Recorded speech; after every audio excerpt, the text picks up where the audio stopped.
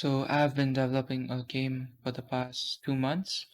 This is my first time learning how to make games, and I decided to make a simple endless scroller. My initial idea was to make a side scroller like Alto's Adventure, but later I switched to vertical scrolling. The player or the character in my game is a bubble that goes higher and higher, encountering obstacles like other evil bubbles charging towards it.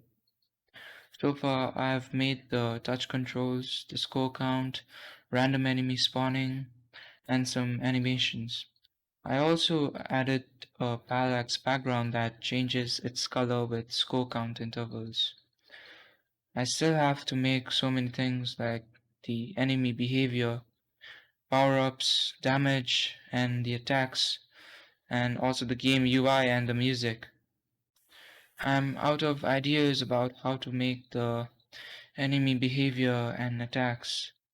So please feel free to comment down some of your suggestions. That's it. Thanks for watching, and I'll be back next week with another devlog.